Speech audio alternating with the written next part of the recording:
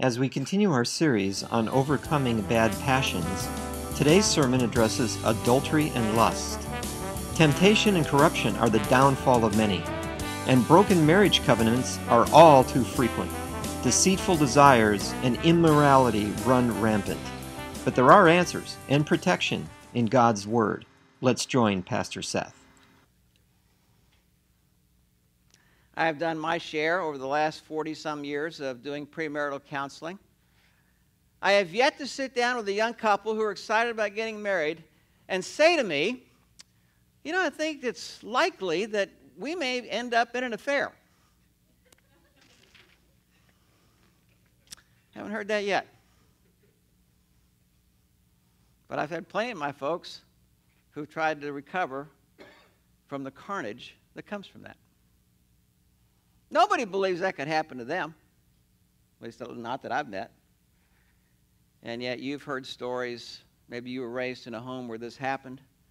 Maybe you have been the unwilling victim of this. Maybe you've been the perpetrator of it.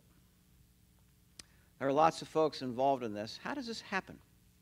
We're going to look at 4 verses today that give us some insight. Doesn't give us the whole story, but it gives us enough to chew on in this particular area.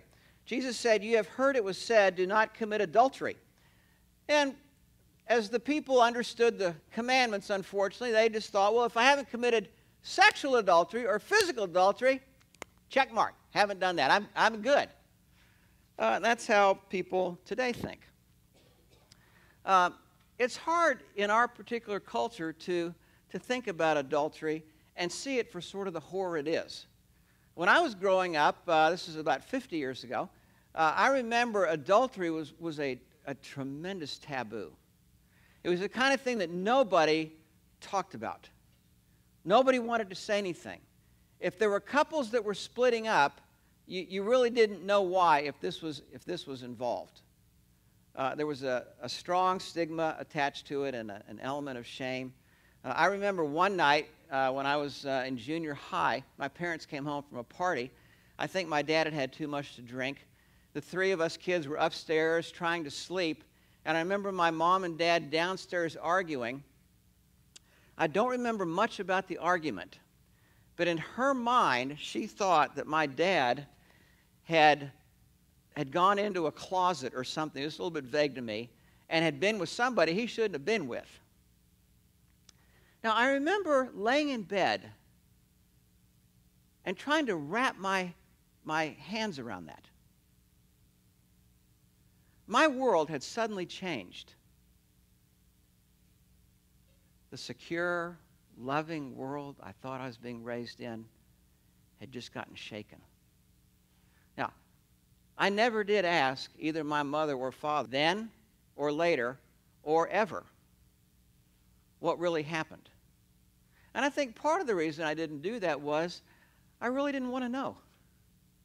Because if it had been something like that, that would have shaken a whole bunch more of my childhood and the foundation to be in. Now, what you hear in that little story is something of the yearning of a heart, whether it's as a kid or as an adult, for what you want marriage to be. And in our culture, we've lost sight of that. This has eroded for about 50 years as marriage has been under assault in the Western world, not just in America. But if you go all the way back to Genesis, you hear God saying He wants them to be one flesh. And the idea is He's thinking of one organism, so to speak, of 2 people becoming so much one that you think of them as one. C.S. Lewis says that it's sort of like when you think about somebody playing the violin. You don't think about the violin by itself. The violin has a bow. And if they play the violin and bow are inseparably a part of somebody playing the violin. Or if you have a lock and a key, you don't think of these as separate items, the lock and a key. You think of them as one mechanism, the lock, and you just automatically reach for the key in order to open the lock. There's the one flesh aspect. Genesis also talks about the different gender and how important that is, masculine and feminine. And the scriptures tell us that gender is much more than just sexual gender or physiological gender or anatomical gender, but there's something much deeper and richer hardwired into the human heart and human soul, a masculine soul and a feminine soul. I'm not talking about duties or the things we do or how that lives out. There's just something that as a human being, I am a man, and you ladies are a woman. Now, sometimes our culture gets tremendously confused on that, and sometimes life does get confusing, because you have people that, I just don't know if I really feel like a man or I don't feel like a woman. That gets confusing. Our culture doesn't help with that. But by nature, we are gendered, and the gendered part corresponds. That is an important part of marriage. It's part of what makes intimacy possible. And though I wish I had a whole message to do on this, husband and wife, their highest calling is to reflect something of the wonder of Trinitarian love that Father, Son, and Spirit enjoy with one another, and we are to reflect that as a husband and wife in a relationship that is like no other relationship I will ever have. Moving on. Sometimes people say, well, I don't have to have a legal ceremony in order to be married, or I don't have to have a piece of paper in order to show our commitment. Well, that's sort of a non sequitur. Of course, you don't need a piece of paper to demonstrate your commitment. What we want to see is that you have committed yourself and that you have done it in the most public of ways possible, in front of your family and friends and everybody you deem important. What we're celebrating at a marriage ceremony is not that people are in love. What we're celebrating is the commitment that these two people are making to one another to have a mutually exclusive relationship over a lifetime, and they're going to move heaven and earth to try to make this possible. At the end of the ceremony, I always have the little marriage certificate, we sign, bride and groom sign, I sign it, and then there are witnesses that sign. Now, we don't need witnesses to witness that the two people are in love. We do say we need witnesses that say we're making a covenant. We're committing ourselves in a public way. And it's so important that we're going to document this. It's not the piece of paper that makes it important, but the commitment. Not saying I'm committed, but jumping off the diving board of commitment and into the water. Now, what about this thing in love? I've had people that have told me and justified their adultery because we just fell out of love. Just fell out of love. As if that was the very top reason why you would get married. And when I hear that, I always just think, oh, that's how high school kids think. That's how junior high kids think. Emotions come and go. They rise and they fall. Everything usually starts out with a great buzz. You start a new job. Go in your first day. You're meeting everybody. It's cool. Know where the coffee is. Know where the boss is. Meeting all the folks. They're all happy. They might have a cake for you. After you've been there about a year, don't have quite the buzz when you go in on Monday morning that you did the first week. You moved to a new place. Moved to Southern California. I went to the beach today. Next week you're going to Disneyland. I can't remember the last time I've been to Disneyland. I can't remember the last time I've been to the beach. Something of the buzz of that first time recedes. And it should. You move into a new house. Man, this is great, man. Our dream house. Always thought about living in a place like this. It usually doesn't take about a couple months and you're thinking, oh, the joys of home ownership. We got to buy a dryer, a refrigerator. You buy a new car. Oh, man, it smells so great. Love driving this car. Within a month, you're thinking, man, I got 60 easy payments to make.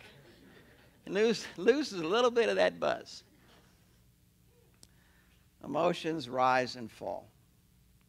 I like what C.S. Lewis says about this kind of love. There's one kind of love that has high buzz attraction to it. That's that initial love. And there's nothing wrong with that. It's good stuff. He said, for example, if a 3-year-old goes to the beach, the 3-year-old's going to sit at the water's edge, and when the waves come up to his feet, he's going to take his hands and go, the water's going to splash everywhere, and he's just going to be euphoric about that. And there's not a person on the beach that would ride him for that. But if you have a 33-year-old sitting on the beach and the water comes up to his feet and you see him go, well, we got a problem. Now, what's the difference? The 3-year-old love and the frothing of emotion is entirely appropriate. There's nothing wrong with that. But over time, love has to be built and grown and deepened and matured if it's going to last. So what is the love of the beach for the 33-year-old? He might love to surf. He might love to go deep sea fishing. He might like to go snorkeling for lobsters. He might like to just sit out and enjoy the beautiful view. Marriage love is like that. And if you get married and you assume that the in-love part is supposed to be there, and if it's not there from beginning to end, then what happened to us, and maybe I made a mistake, and maybe I need to be with somebody else, and if I'm starting to feel those in-love feelings for somebody else, you've erred at the very first step on what is love. Paul says love is patient. It's an action. It is kind. It is an attitude, not emotion. It does not envy, a decision. It does not boast, a character quality. It is not proud, a character quality. It is not rude, a relational activity. It is not self-seeking, an attitude about life. It is not easily angered, keeps no record of wrongs, does not delight in evil, rejoices with the truth. It always protects, always trusts, always hopes, always perseveres. You won't find anything in what love is that has to do with emotions there. Now, I'm not downplaying emotion, but I'm just saying that kind of buzz of in love is like the first stage of the rocket that gets the rocket off the launch pad. But you've all seen these pictures. That first stage ends up in the Atlantic Ocean. They just leave it. Down to the bottom of the ocean. What's needed is stage 2 and what, 3 to get something into orbit? But once that thing gets up there in orbit, there's a lot of things you do with that satellite, and I do too. In Malachi, God puts his finger on this element with the whole nation and their view of marriage and the lack of commitment. Another thing you do, you flood the Lord's altar with tears. You weep and wail because he no longer pays attention to your offerings and accepts them with pleasure from your hands. Now, let me just paraphrase that. You guys are praying to God, but God's not answering your prayers, and you're thinking, hey, what's wrong? What's wrong with God? My prayers aren't working. Malachi says, you ask why? It is because the Lord is acting as the witness between you and the wife of your youth. You have broken faith with her, though she is your partner, the wife of your marriage covenant. Now, he doesn't chide them because they've fallen out of love. He chides them because they've made a grave mistake of breaking faith and covenant, the contract, the agreement, the vows that they've made with one another. And he says, until we get that right, I'm shutting off the spigot of heaven here until this is dealt with. This is serious stuff. In our culture, we've dumbed down as long as we both shall live to, in reality, as long as we're both in love. We would never say that. You never hear people say that. That's how our culture thinks. If you've ever been a part of adultery, if you never have, let me give you 3 words that are probably the hardest 3 words for the person who has to bear with this, who finds out about this, or the child who's been a part of this. And the worst three words I can think of are these three words: betrayal, rejection, and replacement.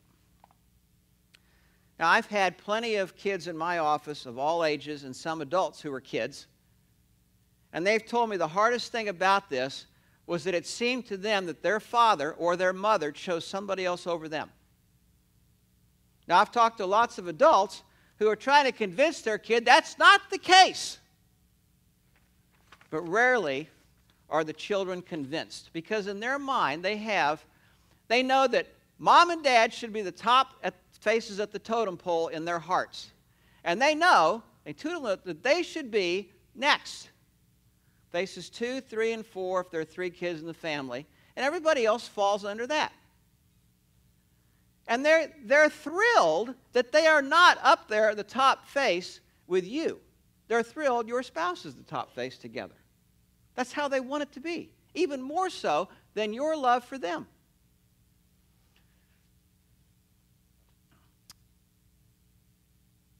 Suddenly their mother or father is out of the house.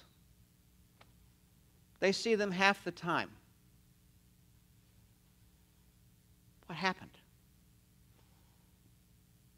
We lost our dad part of the time. They will rarely be able to put this in words to you, but these are the things that go on inside of them. They see their dad or mom every other Wednesday and every other weekend. What happened to dad? They see somebody else who now is appearing on the screen. And on their totem pole, they see dad, in this case, with a woman they hardly even know.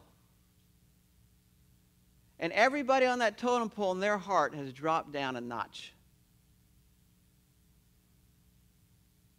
And no matter how hard you try to explain to your kid that that's not the case, it's not that way, still love you, that's not how it is to kids.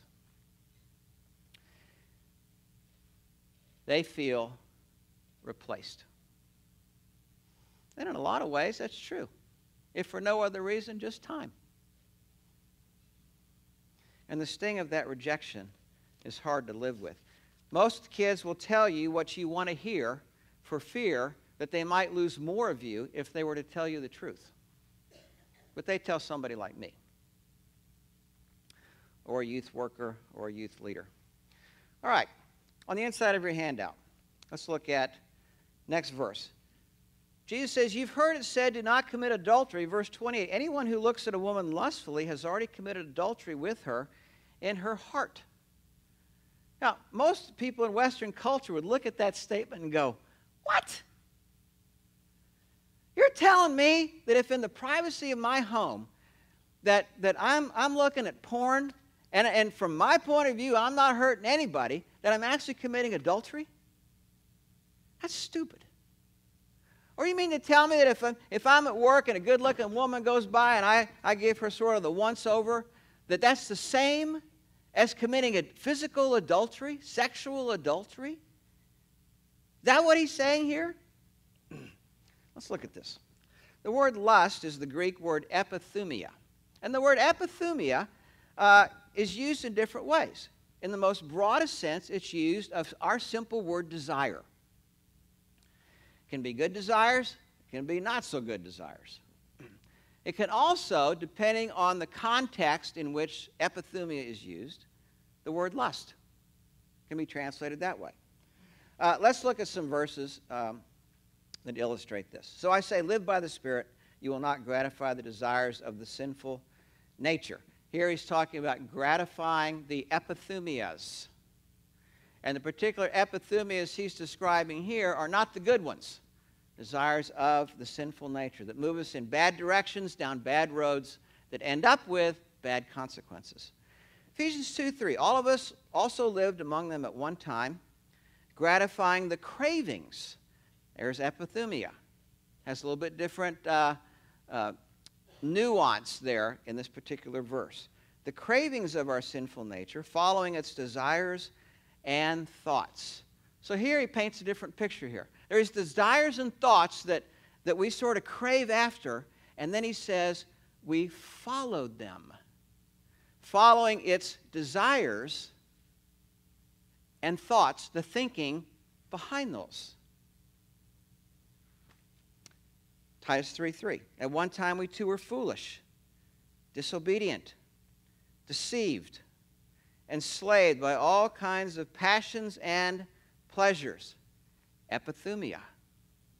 The thing to notice is foolish, disobedient, deceived, and enslaved.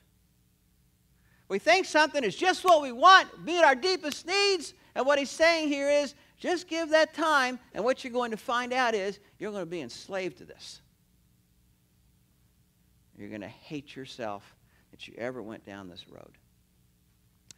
You were taught with regard to your former way of life to put off your old self, which is being corrupted by its deceitful desires, by its deceitful epithumias. Now, our culture, when it thinks about morality in one realm. And you hear it this way. It shouldn't matter what I do as long as I don't hurt anybody else. So why should lust matter? Why should porn matter? Why should what I do in the privacy of my own home or with my computer? Or if nobody else is hurt, why should this be a problem? And what this verse here tells us is you are thinking about morality in too small of a category.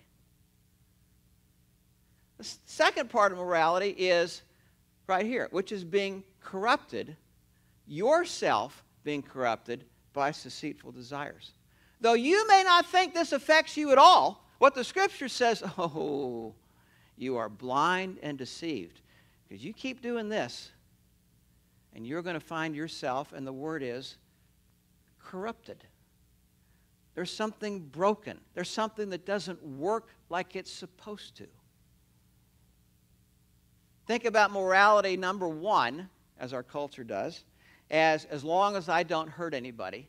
But think about morality two is, morality is important because though it may not seem like it to me, if I violate moral principles, I will damage me, even though at the moment it doesn't seem so. Let me illustrate. When I was in high school, I was a terrible driver. I mean, by terrible, I mean reckless. We lived in Houston, and there were great freeways there, and the traffic when I lived there wasn't all that bad. And it was not uncommon for me to drive on the freeways as a lost person. If it was time to get over, to exit the freeway, I sort of enjoyed being in the far left lane and having to go all the way across the freeway in one fell swoop. And I suppose if you had asked me about that, I said it really shouldn't matter what I do as long as I'm not hurting anybody. When I was not driving on the freeway, I was driving too fast, and during my first year of having a license, I had 3 accidents. Thankfully, nobody was hurt. But I did learn that if I was reckless, that I had to pay companies to fix not only my car, but other people's car. And that was painful enough.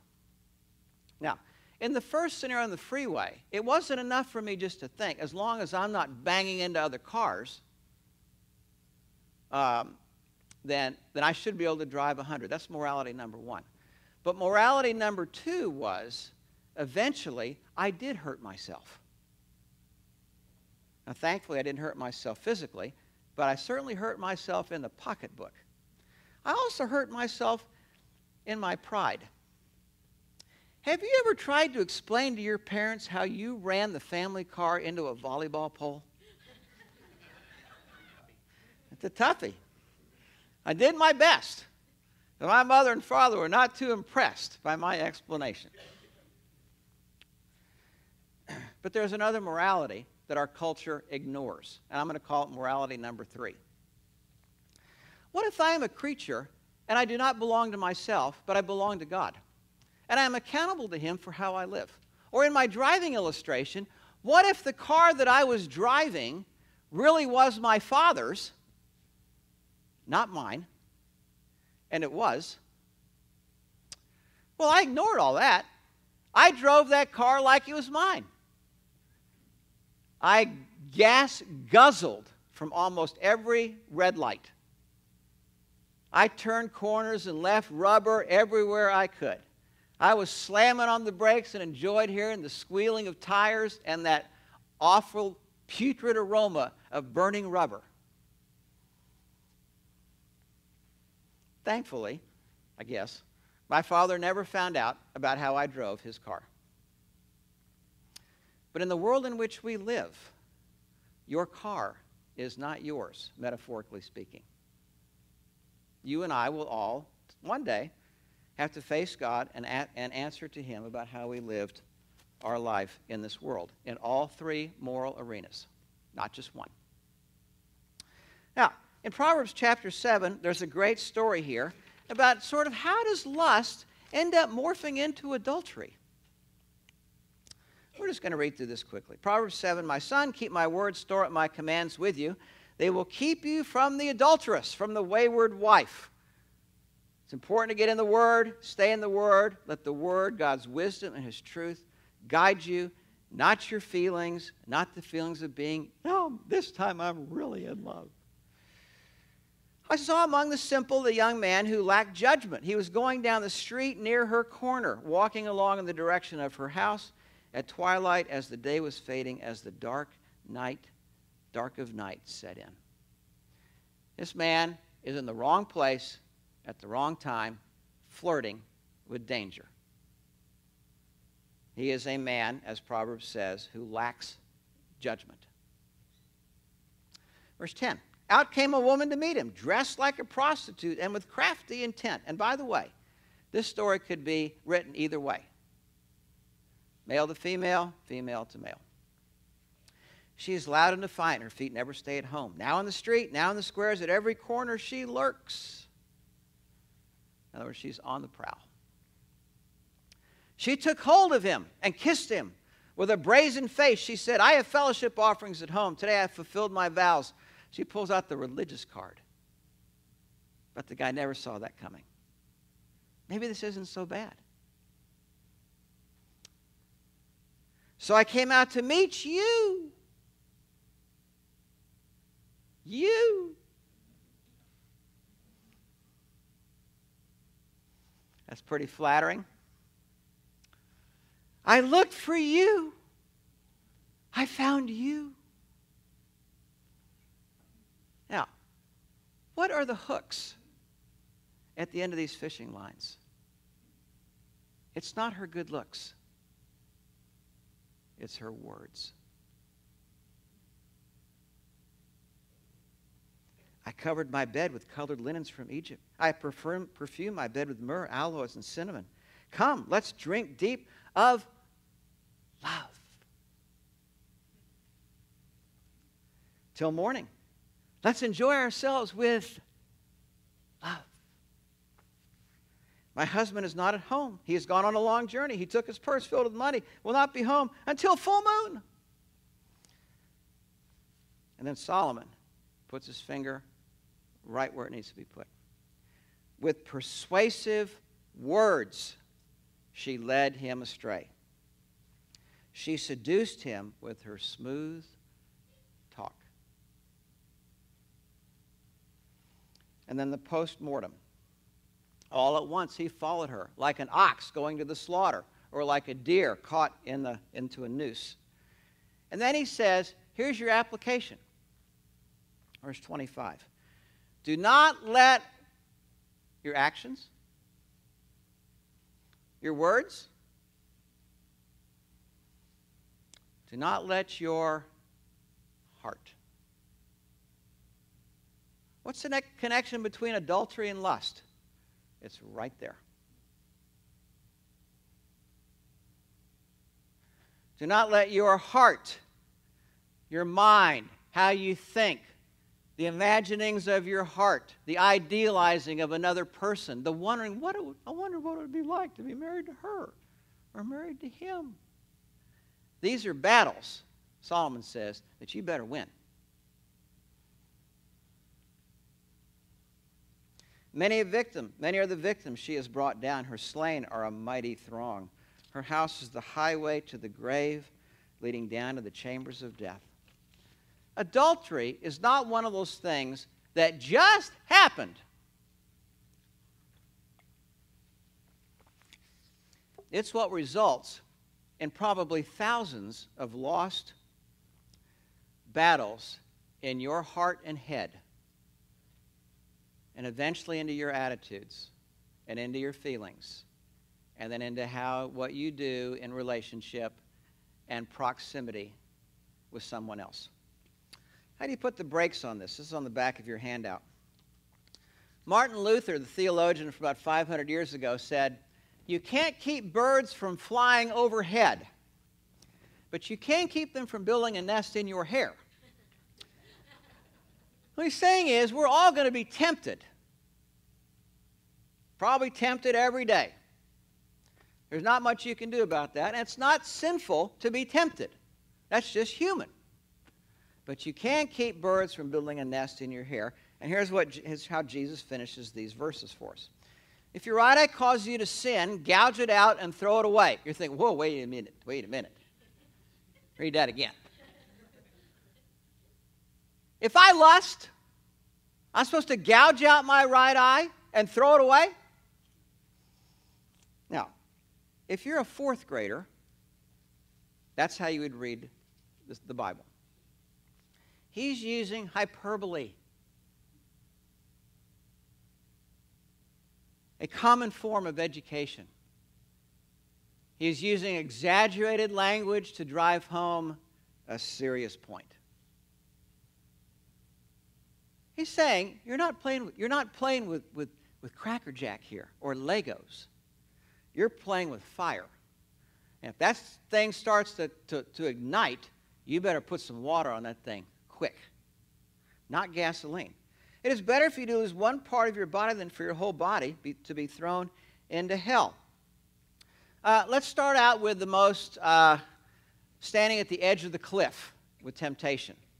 The Bible's clear. If you find yourself like the young man in Proverbs 7 did, in the wrong place at the wrong time, you have one word to think about. Flee! That's all you need to do. You don't have to think about it. You don't have to pray about it. You don't have to wonder, what would Jesus do? Flee!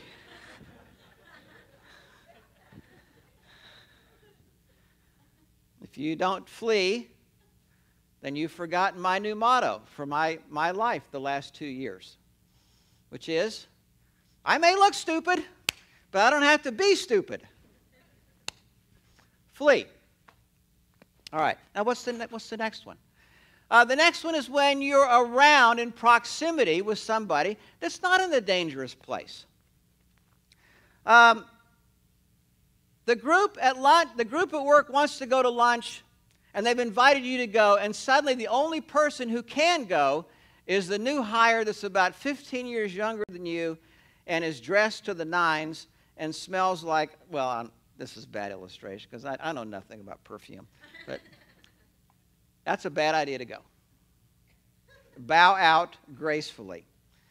There are situations where you find yourself lingering in somebody that's good-looking's presence longer than you really need to be there. Don't linger. Leave. Politely. Excuse yourself.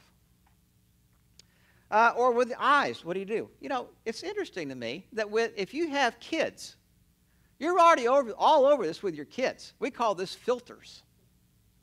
We put a filter on the TV. We put a filter on the computer. We put a filter on the cell phone. But somehow, we don't think that maybe we should put a filter on me and on my smartphone. Gee, this would fit under here. You better do something or do without a smartphone. If your right hand causes you to sin, cut it off, throw it away. It's better for you to lose one part of your body than your whole body be thrown into hell. In other words, he's saying, put up boundaries and walls all around you in every arena you can think of. Your thoughts, your words, how you relate, where you are, etc. put as much safety in there. If I'm standing next to the Grand Canyon and there's a small tremor, I may fall in. If I'm standing in Utah and there's a tremor, I don't have any worry about falling into the Grand Canyon. Now, let's try to tie the loop on lust and adultery. Matthew 5:19, our last verse. Out of the heart, what I do by myself, when nobody else is watching, how could this bother anybody else? How could this affect or hurt anybody else? Out of the heart come evil thoughts, murder, adultery, sexual immorality. Takes out his needle and thread, says you may not see the connection between these things, but just because you don't see the connection doesn't mean they aren't there. One drives the other. The one makes the other more likely as time goes on to happen.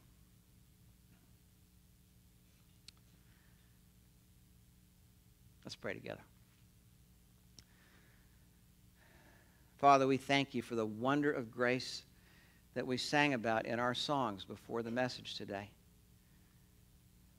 The wonder of grace that looks down on folks and includes people like us.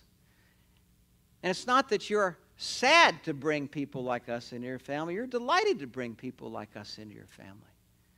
It's not that just that you love generically, but you love personally, each one in this room. And you are ecstatic when we make any effort to move towards you and just humbly receive your love like a little child. Maybe we need to park our pride here. Say, God, I'm banking on the fact that you love me, not because I've done so well, but that you love me in spite of how badly I've done. That defines our church, and it defines the gospel. And we celebrate the love of God, who would love a people like us.